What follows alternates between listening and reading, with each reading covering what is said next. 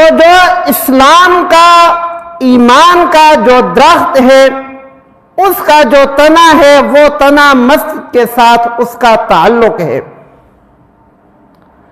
اگر کسی انسان کا مسجد سے تعلق کمزور ہے تو وہ بے شک اپنے آپ کو کہتا رہے میں ایمان والا ہوں، مجھے شیطان بہکاتا ہے۔ اللہ کے نبی نے 1400 سال پہلے کہہ دیا تھا کہ منافق آدمی کا دل مسجد میں نہیں لگے گا، وہ اپنے آپ کو کس طرح ایمان والا کہہ رہا ہے۔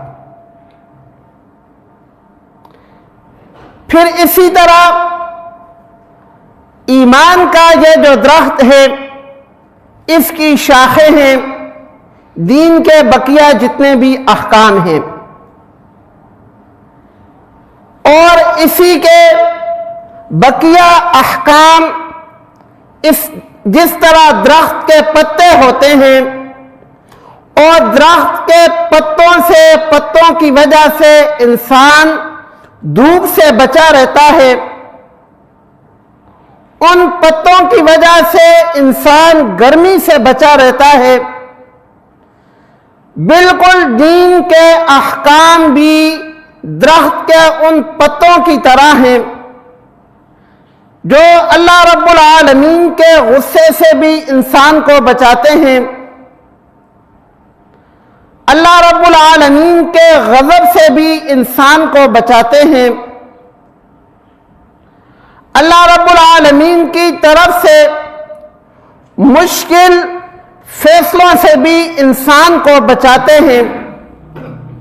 دین کے احکام کی مثال درخت کے ان پتوں کی طرح ہے۔ پھر دین کا جو پھل ہے وہ انسان کے اخلاق ہیں۔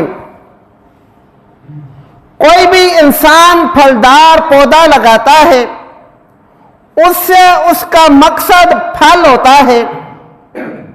ایک انسان اپنے آپ کو مسلمان کہتا ہے لیکن اس کے اخلاق ٹھیک نہیں ہیں، تو یاد رکھو اس کے ایمان کی مثال اس درخت کی سی ہے کہ جس کے اوپر پھل نہیں لگتا۔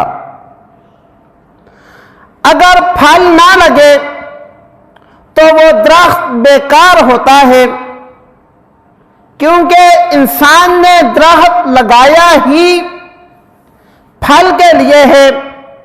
بالکل ایسے ہی اللہ رب العالمین فرماتے ہیں کنتم خیر امت اخرجت للناس، تم پاک پیغمبر صلی اللہ علیہ وآلہ وسلم کی امت کے لوگوں تم بہترین انسان ہو۔ کیوں بہترین انسان ہو؟ اخرجت للناس، لوگوں کو نفع دیتے ہو، لوگوں کی خیرخواہی کرتے ہو، لوگوں کی رہنمائی کرتے ہو۔ اگر کوئی انسان ان صفات کے ساتھ متصف ہے، کسی انسان کے اندر یہ صفات پائی جاتی ہیں، پھر تو اس کا ایمان ٹھیک ہے، اور اگر یہ صفات نہیں پائی جاتی تو وہ اس کا ایمان ایسے ہی ہے جیسے درخت تو ہو لیکن اس کے اوپر پھل نہ لگتا ہو۔ تو میرے بھائیوں، رمضان المبارک کا مقدس مہینہ گزرا ہے۔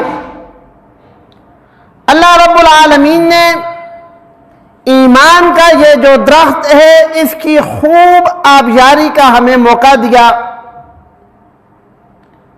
اللہ رب العالمین نے فضا کو، ہواؤں کو، اپنی ساری کی ساری مخلوقات کو اس بات پر لگا دیا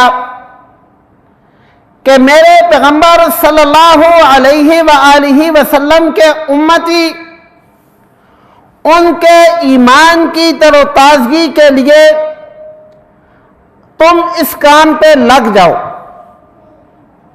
اللہ کی ساری مخلوقات اس کام پر لگ گئیں، اور جس نے انکار کیا الہ العالمین نے یا تو اس کو قید کر دیا یا اس کے اختیارات محدود کر دیے۔ لیکن پھر بھی ایمان کی آبیاری اور ایمان کی حلاوت اور ایمان کی مٹھاس تو تب محسوس ہوگی جب بندہ اپنے ایمان کو بہتر کرنے کی کوشش کرے گا۔ اگر انسان خود ہی اپنے ایمان کو بہتر کرنے کی کوشش نہ کرے تو میرے بھائیوں اس کا ایمان خود بخود نہیں بڑھے گا۔